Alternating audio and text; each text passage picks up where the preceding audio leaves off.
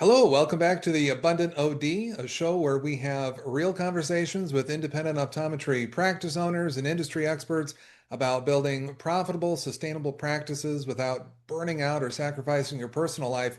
Today, I'm excited to have Dr. Rob Kloepfer with us.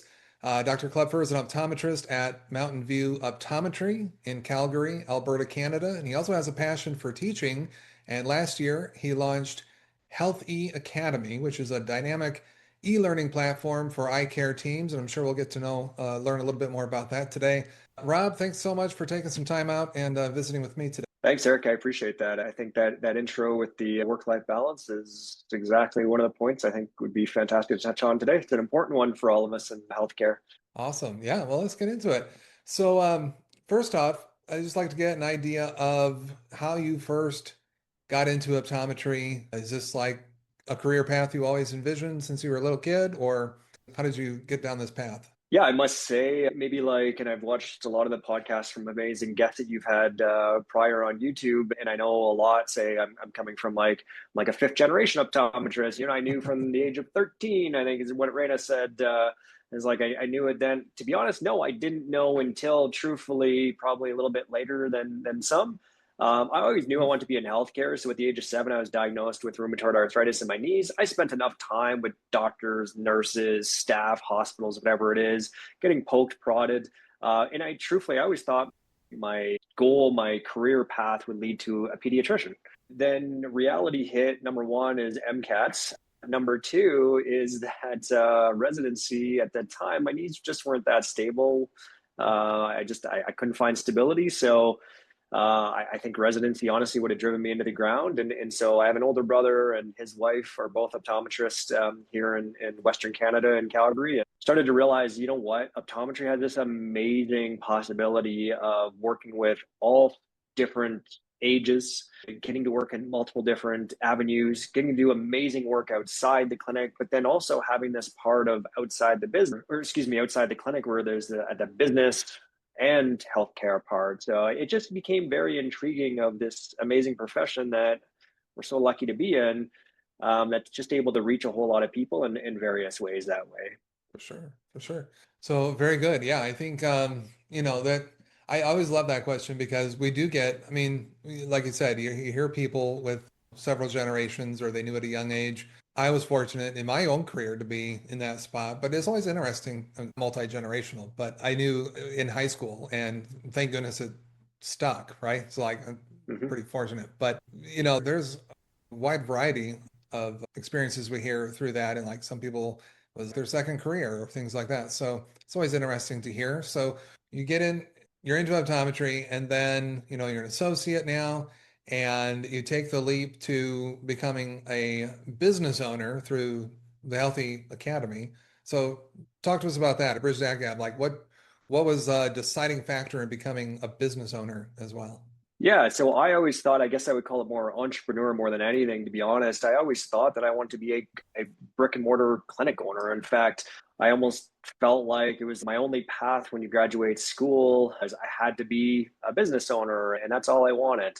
Over the years, that's tried to be possible with different avenues, and who knows, there's still that possibility in the future. But what I've always loved is this idea of learning.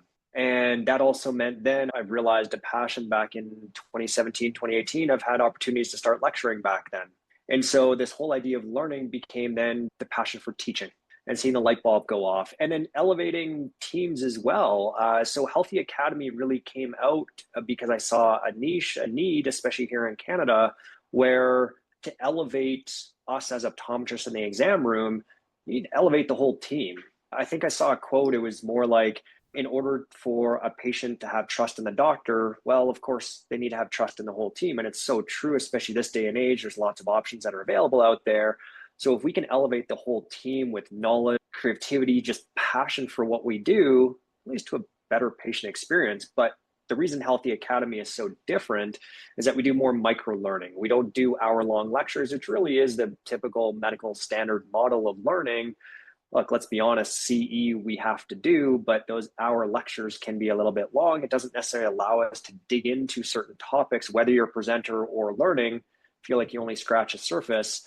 So this micro learning is small chapters, videos that are more targeted between that 5 to 15 minutes, and they can still make up a big topic that way. But if you want to watch a couple smaller videos on your lunch, after work, wherever you want to do it, it just gives that flexibility of doing that. So I'm very excited to continue to build this. Right now, it's aimed at teams and eye care staff, opticians, optometric assistants, para-optometric, but I'm looking to maybe build it further from there as well. Okay. All right. Interesting. So, yeah, I saw on your, I think it was on either the website or a LinkedIn profile that you were like, was it bringing textbooks to life? Was like a motto There you that you guys go. were living by. Yeah, So, yeah, yeah. okay, awesome. So just to be just clear, I think I just said this as well, but I have this question because when I first heard it or saw it, I thought it was more geared towards a different audience. So you're saying eye care teams, which so there's good education in there for the entire team in the practice, as opposed to just like the associates. For sure. Yeah. I picked the name on purpose. I spent a long time on picking Health EAC Academy specifically. One, I didn't want it tied strictly to eye care. So that's the first thing, because there's potential for education outside of eye care. But Healthy Academy, it just goes along with this whole idea of a holistic approach to our approach with education to patients even. I try to stay as active and kind of moving as I can as we sit here all day in chairs. But yes, right now it's very much targeted to staff. I've got learning portals. I have an optometric assistant learning hub on there, which is great. There's a membership possibility, access for the staff that way. There's specifically, at least here in Canada, and I know certain states, I know not all states are regulated, but here in Canada, opticians are regulated. They need CE, continued education credits. So there's an optician learning hub available there as well. I'm super excited. Like you said, I'm an associate. I always thought I want to be a business owner, and feel like us associates kind of get left behind a little bit with that business knowledge. I actually finished it a couple years ago here in Calgary, 2.5 year program, working full time, doing the MBA at night. What I realized is that even as a non-business owner, there's so much knowledge that can be had even from working as an associate. So I'm very, very excited to basically help out new grads, optometry students, third and fourth year. Big project, big news coming. But I literally cannot wait for this project just to elevate our colleagues, to make sure that as we start out, that confidence, that passion is really there to, again, help out our patients at the end of the day, but also realize that we still need to make a paycheck out of this as well. Sure, for sure.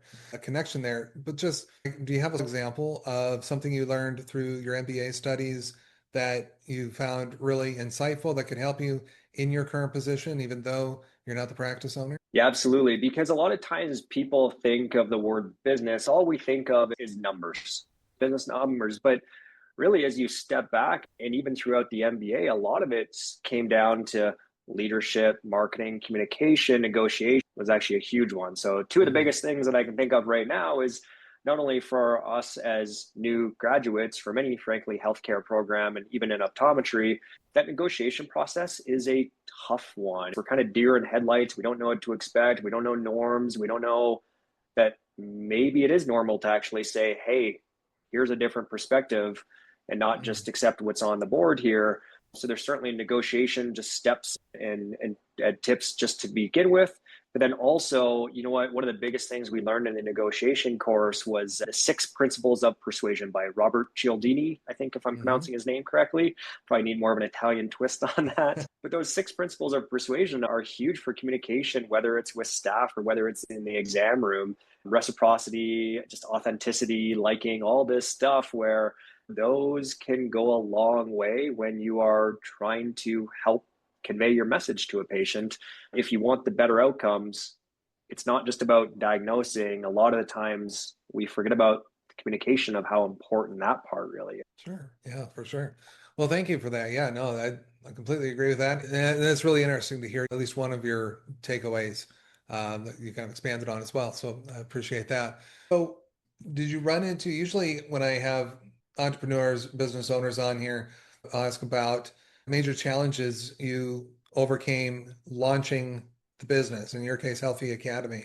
Did you have any, like, were there any major obstacles or pushback along the way anywhere, or Anything you can share there that you overcame? It's just there's only so much time in a day. There you go. I was speaking just to someone yesterday about this an organization. It's like you want to do this much, and you only have this much time and resources to do it. So, yeah, I have a hard time sitting still. I like to stay busy, but having a young family at home, having a 1-year-old kiddo at home, there's again coming back to your intro. It's about trying to work full time but build a business on the side where there's so much that I believe in. And again, making sure the whole team is educated and that power of knowledge is so important. But I think the biggest part is trying to find that time and just making sure that when you sit down to do the work, make sure it's that valuable time. It's not just trying to piece things together. You really just have to have a good game plan in mind. And it's really no different than being in the exam room. If you have those points set out and you're able to clearly communicate that with a patient, okay, you have a better chance of having that outcome that you want. It's the same thing when you sit down to work. I think a lot of entrepreneurs can say the same. When you sit down to work on that task, you just need to make sure it gets done in that timely fashion and put your mind to it that way. Yeah, very good. Yeah, staying focused is a big deal. So, well, that's a nice lead in to kind of the next section I wanted to go to, which is let's talk a little bit more about the personal side. You mentioned you have small kids, which 3 and 1, man, you don't have time to sit down anywhere with that. What's the fun in that? Exactly, right? It's like, no, that's great. They keep you on your toes, right? For sure. So how do you find, so like you've got a lot going on. I don't know if I'm sure some of these things kind of overlapped or converged in some way, shape, or form over time, but you're busy at work. You had the MBA studies at one point, and you have this thinking about and building eventually the business and then getting it to launch the academy. How do you protect time for your family, for other people that matter to you, so that you're not just overrun by a bunch of this busy stuff? I mean, is it really just you were talking about kind of compartmentalizing things and really just focusing? I find when I try and do that at times and like over my career, I can have the best intention, and yet if I'm doing something I've never done before, how do I know how much time to give it? And then it goes over. So are there other like buffers or strategies or guardrails you put in place to make sure that the business side of it or the work side of it's not all consuming? Yeah, it's such a good point. And to be honest, I hit burnout during COVID for sure. I was working full time, MBA. By the time and I truly do say we, I met my wife during COVID. It was a busy time. By the time we finished the MBA, it's not just me. We had a 6-month-old at that point. Plus, I was the president of our regulatory college here in Alberta as well at that time. And so I hit burnout for sure. I did. There's no question. But what you then start realizing is that I was not coming into work super motivated at that point, and I think that was certainly felt by the team and felt really with kind of patient care as well of not having those great conversations. Mhm. I think for me, what I've realized is that when I get home, no computers, no nothing comes out until our kids go to bed. For me, anyways, I've just that's our time. The energy, the fun is like our kids make us laugh every single day, whether it's a ha ha, that's funny, let's keep going, or like really keeping us quite entertained. Uh, I do want to protect that time of until they're in bed. Now, admittedly, at nighttime, there still needs to be still family time and other things to be done. But I totally figured out? The honest answer is no, I haven't. Heck, if there's other entrepreneurs in the eye care space, which I know there's tons, I'd love to continue having those conversations. I don't know if you ever totally figure it out. If you're trying Mhm. to be an entrepreneur of some kind, it's tough. It's tough, like you're saying. Everything blends. I would love to Sure. say there's a huge tip, but that work life balance, that family time for me, you got to put some energy into yourself so that you can give energy to others. I think that's one other big important point is you have to really give yourself some credit, give yourself some time, because if you don't, then it's really tough to give anyone else your best or your energy. Yeah, for sure. Yeah, it's kind of like making sure you're taking care of yourself first, and then you can be more giving to everybody else, right? And that you run across or interact with in your normal day to day. And I don't think many of us ever truly figure it out to the point where it sticks 100% of the time as well, right? But I heard you mention some strategies about just being very intentional. I took from your response about focused time for work, which we were talking about before, and you make that very intentional to have a game plan going in so you can make the most of that time when you get it. But also, you mentioned, which I really liked, being intentional about putting away distractions when you got home and when it is family time. So you can be very present with them. I'm sure that helps out a ton to not be distracted or have a wandering mind of sorts when it is family time. Yeah, we got to give ourselves some grace sometime. Yeah, I'm not Hmm. great at it. I know I'm not. I think everyone's their own harshest critic. But at times, I think you do need to step back and say, you know what? We're building, we're doing this, we're doing that. It's hard when you're knee deep and just trying to get those things done. But if Yeah. you take a step back at times, you got to give yourself a little bit of credit for what you're doing along the way as well. Yeah, for sure. I can't agree more to that. I was actually just talking with somebody, and I've had these conversations before, even offline, about this whole idea of balance and in the work life balance of things. Like I don't use that term a lot, and I refer to it more as like harmony. Like they have to work and life have to coexist together. I mean, work and personal life. But I think especially as entrepreneurs, business owners, we go through seasons, right? Where there's going to be a season of, oh, this in the business really needs attention right now, and I'm going to have to maybe tip the scales, so to speak, and give a lot more time over here. But then there's a season, it could be another season where family takes more of that priority and they got to step back and put more over here. And over time, maybe it evens out. I don't know if we need to track it that closely, but I think the fact that they work together and everybody, it's like everybody's healthy, but just to not like have to elaborate for 20 minutes on this point, I'll say that for now. That everybody's happy or harmonious and things are working well together is really, I think, the key to that I try and strive for anyways, because I know we go through seasons as well. I Good. actually love Well, that analogy. It's a very, very cool analogy. I have to yeah, keep that one in thanks. mind. It's a very valid one. Yeah, for sure. And the thing with that too, I mean, I don't want that seasons thing to get lost. Like seasons can be very fluid. It's not like seasons of the year where it's like one definitely comes right after the other, but it's more like a season could last for a week or two, or could last for Mm-hmm. 3 months, or could last for tonight because I got a big thing coming up tomorrow, right? But then here's the give and take of it. So here's what I'll be able to do on the other side of this.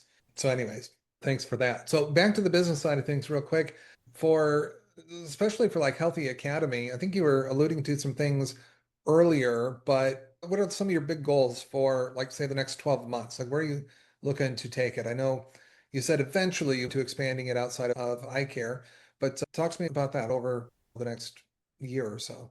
Yeah, great question. I appreciate that question, Eric. So right now, the focus is on building out the last couple modules for staff training.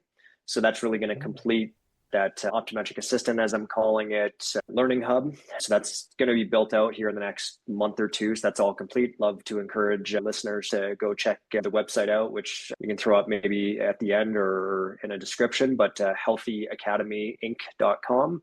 So there's that part. The next big one is again, helping associate doctors more with that business side. And I keep saying it, but you don't need to be an owner to have business knowledge, business acumen. And those business tips and tricks can be very much individualized as well, that it can help you throughout your career to build yourself. Like, even though I work in a clinic, and yes, the clinic is bringing patients in, I still need to build my own patient base. I still need to build trusting relationships with patients. I still need to take advantage and understanding that there's other people in the room with a patient, like have they had an eye exam, whatever it is. There's different things that we just need to build our own clinics within whatever clinic and modality that we work in. So there's certainly building a business program for more associates. It's not going to be tied behind a buying group that you have to have a membership to get into it, any of that stuff. So it's certainly going to be much more available for that. So that would be one major area that's a 2026 that will be happening. And then one other will be in the education, just schools, start bringing some like super cool real life eye education to the school system. Is really will happen over the next coming years here, build out working with organizations for that. But again, it just continues to push this idea of just creative, engaging education, certainly tied mainly to, yes, the eye care world, but knowing that lots of different professions can benefit from the eye care knowledge if we're able to do it in a fun, creative, engaging way, then hopefully we get some even passion that builds within our own field. Yeah, for sure. Okay. Awesome. Well, thanks for sharing that. I appreciate it. And you kind of talked about some of the challenges in there as well. So that was good about needing to keep up with the needs of the clinic. Just out of curiosity, again, I may have heard this here, but maybe you'll have a different answer. I don't know. I may know the answer to this, but probably not. What, throughout your whole journey and to get to the point where you're at now, like, who's been one of your biggest supporters? Because I think whether you're just a busy professional and or a entrepreneur, right? We all need somebody in our lives that we just can't do it by ourselves. And so we need a good support group.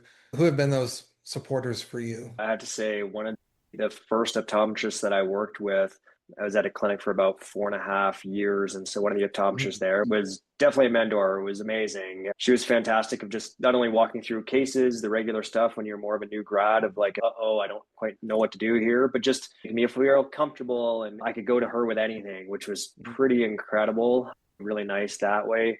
Certainly having someone at home that realizes that I want to continue to push the boundaries, and I don't like doing things in a square box. And so I always like to push the boundaries. And whether it's taking time to go lecturing or going to conferences, whatever it is, certainly my wife at home is very understanding of that and how that balance is to be. Hmm. Again, I try to do my best from that side, but yeah, it's very much trying to find the balance of someone like you're saying that you can just go to and bounce ideas off of is incredibly important. The mentorship. I think one thing that you see a lot in sports of Mm. mentors happen and kind of replay videos, whatever it is, to get better. And maybe we don't quite have that as much as we should in healthcare, or when we're in the exam room, it's only us. So it Hmm. would almost be amazing to have some of that feedback, some honest feedback that we don't quite get all the time with things that we could do better. But I totally agree that mentor is a massive one. If someone can get that, it's a big one. Amazing. Yeah, very good. Well, look, I know we're coming up close to our time here, and I want to be respectful of your time for sure. So to close us out, what advice would you give to others who are maybe on a similar path as you, whether or not they're a practice owner or an associate, but who have this motivation and this yearning to keep, like you said, pushing boundaries in other areas in the optometry profession? Does anything come to mind for a go-to or best piece of advice? Yeah, as cliche as it might sound, it's if you have a passion, do it. Mm, I certainly throughout COVID, I would have never done the MBA without COVID. I definitely took a step back at that point. I was working in an ophthalmology office and wasn't working as much as I thought. And so you start just figuring out what drives you every day. I think it's like what don't figure out what keeps you up at night. Figure out what makes you wake up in the morning and get motivated. mm, So it's just changing that mindset. I guess maybe sticking to a path. Don't be too much of a squirrel. I'm not necessarily the best on that per se, but finding something that you do. I think as a new grad, one of the biggest things I'd say to new grads, if they don't quite know opportunities that exist outside the exam room, what that means is that when we graduate, all we're told is go work in a clinic. That's it. mm, But there's opportunities for things like this, networking, to social media, to key opinion leaders, lecturing. You know what? People can do side ventures, be an entrepreneur beyond just the exam room. So there's lots of opportunities there that, especially for new grads, that we may not realize when we first start out until you get a little bit more into it and comfortable in the clinic. So I guess, go after what you want. Don't let anyone tell you otherwise. I think the biggest thing I had, lots of mm. people were saying, this isn't going to work. That isn't going to work. Do it for yourself and see what the market tells you. There you go. Awesome. Well, thank you for that. I love that last line. And I especially also love the don't find out or don't address or worry about what's keeping you up at night, but figure out what gets you up in the morning. I love that line. So, look, cliches are cliches because they're most of the time true, right? So that's how they become that. And so, thank you for sharing that. And thank you for all your insights today. I really appreciate you taking the time. I know our listeners are going to take a lot away from this. So, once again, thank you all for tuning into the Abundant OD, where we help independent ODs and others in optometry keep more of what they earn, build predictable cash flow, and create a practice and a work that supports the life they really want. Thanks for tuning in. As always, here's to your prosperity. We'll talk to you next time.